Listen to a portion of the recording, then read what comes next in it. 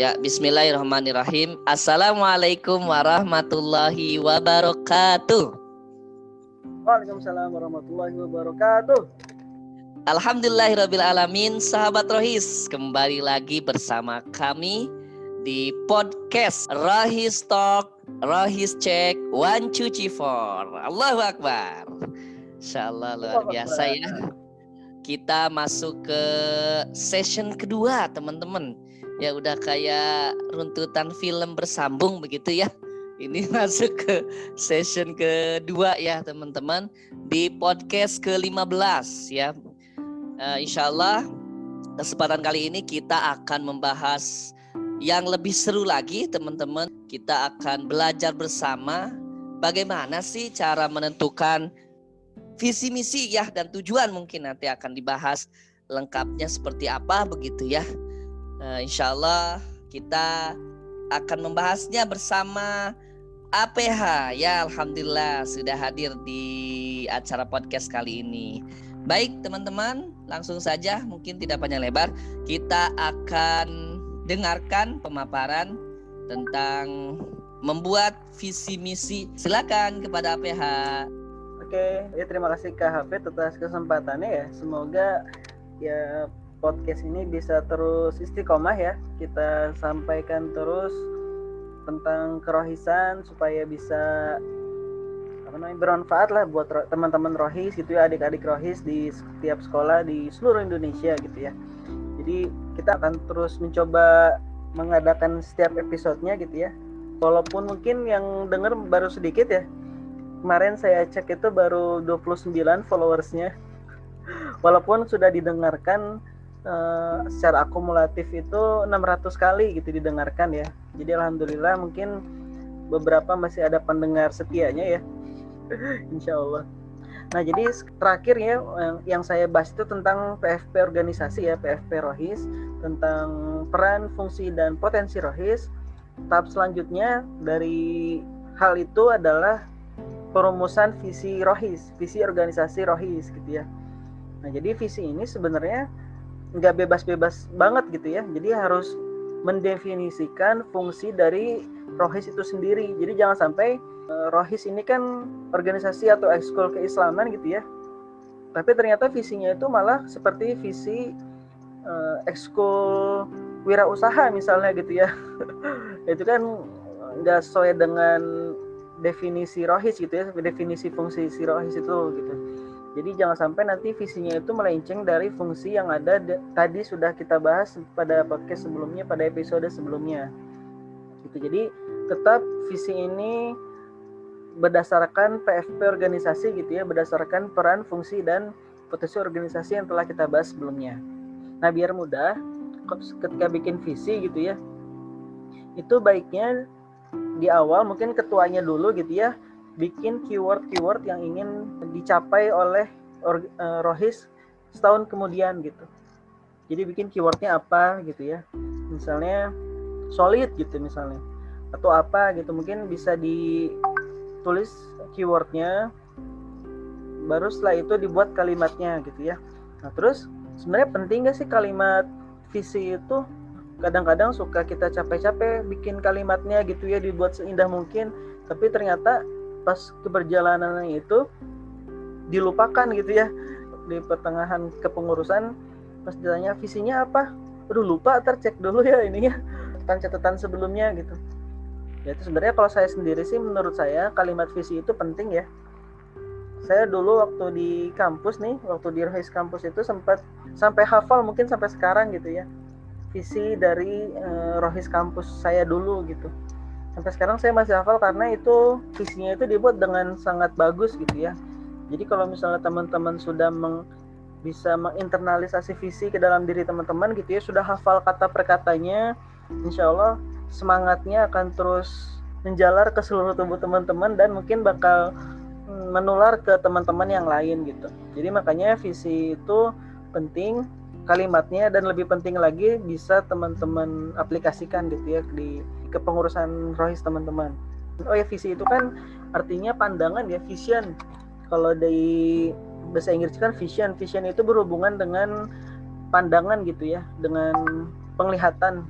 Jadi sebenarnya visi itu adalah apa saja sih yang pengen teman-teman lihat ketika teman-teman nanti menanggalkan jabatan teman-teman gitu. Kalau teman-teman pengen ketika teman-teman selesai beramanah di Rohis ini ngelihat siswa-siswi sekolah itu bisa dekat dengan Quran, maka nanti visinya itu yang dibuat berorientasi pada kequranan gitu ya. Kalau misalnya nanti ingin teman-teman lihat ketika di akhir kepengurusan itu tentang sholat duha, berarti nanti visinya tentang itu gitu. Jadi intinya visi itu adalah apa yang akan teman-teman lihat ketika nanti teman-teman di akhir kepengurusannya gitu.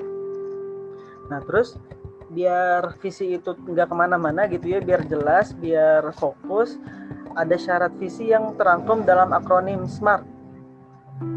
Jadi visi itu punya syarat, singkatannya itu SMART gitu ya, SMART, SMART. Nah SMART ini pakai bahasa Inggris ya, jadi yang pertama itu spesifik. Jadi visi itu nggak bisa general gitu ya, misalnya menjadi rohis yang lebih baik, itu kan kurang spesifik ya.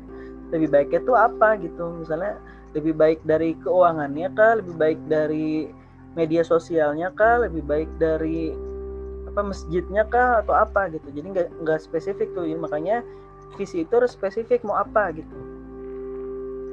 Yang kedua itu, yang pertama tadi S, spesifik, yang kedua itu M, measurable. Jadi bisa diukur gitu ya, bisa diukur itu mempunyai parameter untuk mengukur tingkat keberhasilan dalam mencapai visi gitu.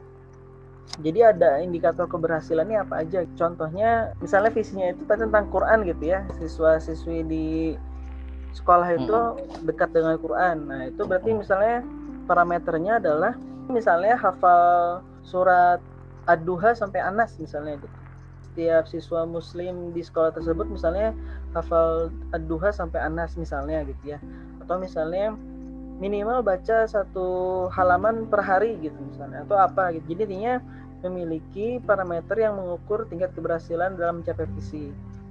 Tadi kalau misalnya ingin jadi rohis yang lebih baik itu kan udah nggak spesifik ya, indikatornya juga nggak, atau parameternya itu juga nggak jelas gitu ya, apa tingkat keberhasilannya gitu, lebih baik dalam hal apa dan segimananya tuh nggak jelas.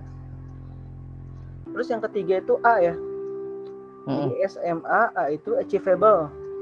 Itu achievable itu bisa diraih gitu ya, harus rasional dan dapat bisa dicapai oleh suatu kepengurusan. Kalau misalnya kepengurusannya setahun, berarti harus bisa dicapai dalam 1 tahun gitu. Jadi jangan sampai bikin visi misalnya rohis pengen rihlah ke bulan gitu. Ke bulan itu mah ya 8 aja belum bisa. Jadi kalau mau pakai Google Earth aja ya. Iya. Rihlah. Ya itu kalau misalnya bisa rasional bisa dicapai dalam satu kepengurusan ya mangga. Itu tadi misalnya mau jalan-jalan ke Paris gitu ya lewat Google Earth bisa gitu ya, itu berarti termasuk visi yang bisa dicapai. Syarat achievable itu terpenuhi oleh si visi tersebut gitu. Nah, tadi SMA, yang keempat itu R itu reasonable. Reasonable itu ada alasan yang bisa kita raih gitu ya. Intinya sih layak diperjuangkan visi tersebut gitu.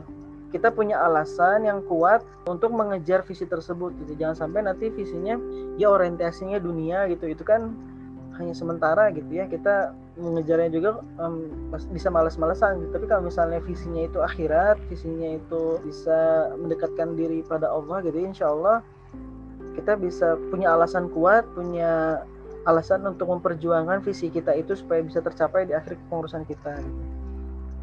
Di R, reasonable. Yang terakhir itu time bounded ya. Jadi punya keterikatan dengan waktu gitu. Yang pasti sih kita kalau di visi rohis ini pas setahun aja gitu ya. Kepengurusannya itu pasti setahun karena kita harus naik kelas gitu ya, ke kelas 12 yang mungkin sudah tidak bisa fokus lagi ke organisasi gitu ya, harus fokus ke kelulusan gitu ya. Jadi harus ada bingkai waktu yang jelas dan memiliki tahapan-tahapan waktu dalam pencapaiannya gitu. Jadi nanti kalau misalnya teman-teman punya visi, berarti kalau di rohis ini sudah pasti setahun gitu ya. Jadi jangan sampai lebih gitu ya. Kalau misalnya punya visi yang lebih dari setahun gimana? Nah itu berarti bukan visi, lebih ke rencana jangka panjang gitu ya. Misalnya di tahun 2030 misalnya gitu ya, punya visi masjidnya itu misalnya punya lantai 2 gitu. Kalau misalnya tadinya cuma satu lantai gitu ya. Misalnya punya visi 2030 pengen punya 2 lantai nih masjid di sekolah.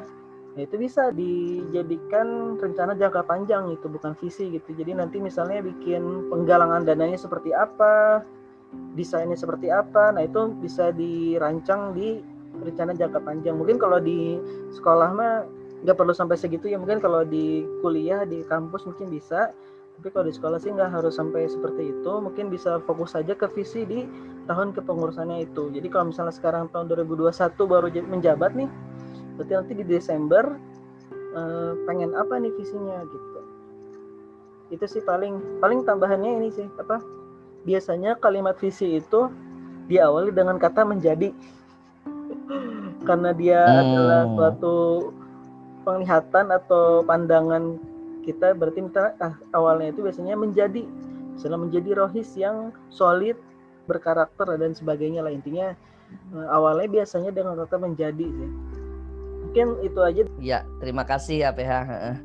Berarti tadi dirangkum dengan kata-kata smart ya, spesifik, kemudian M-nya measurable, kemudian achievable, kemudian R-nya reasonable, kemudian SMART-nya timeable. Time bonded, time phase. Time bonded ya, timeable. Jadi ada jangka waktunya ya. Mungkin kalau memang udah niat 2 periode, mungkin diniatkan 2 periode gitu ya PH ya. Jangka waktunya. Baik, seperti itu mungkin sahabat Rohis semua. Jadi kita ingat rumus SMART tadi untuk membuat visi Rohis. Nah, diturunkan dengan misi ya. Misi itu berarti bagaimana cara mencapai visi tersebut ya PH gitu ya. Betul. Dan misi mungkin kita bahas di episode selanjutnya aja ya. Oke, siap. Ya, nanti misinya akan ada trik khusus untuk membuat misi turunan dari visi tersebut. Oke, baik. Terima kasih kepada PH. Masya Allah, luar biasa ilmunya.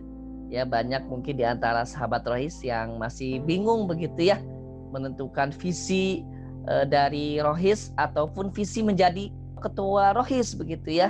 Kadang masih bingung begitu. Nah, tadi rumus tadi SMART tadi, yang mudah-mudahan kita menjadi orang-orang smart ya dalam Rohis ya. Di dalam Rohis maupun mengemban amanah ya di Rohis tersebut. Oke, terima kasih APH atas waktunya. Kita kembali lagi teman-teman di podcast berikutnya. Jangan lupa silahkan teman-teman untuk mengunjungi ya Spotify kami di podcast di Rohis Talk ya teman-teman. Oke, tetap semangat. Kita akhiri sama-sama. Rohis Talk, Rohis Check, 1, 2, 3, 4. Aye, Allahu Akbar. Kita akhiri dengan hamdalah, alhamdulillahirabbil alamin. Istighfar, astagfirullahaladzim. Dan doa penutup majlis, subhanakallahumma wa bihamdika asyhadu an la ilaha illa anta astaghfiruka wa atubu ilaik. Terima kasih teman-teman. Assalamualaikum warahmatullahi wabarakatuh. Waalaikumsalam warahmatullahi wabarakatuh.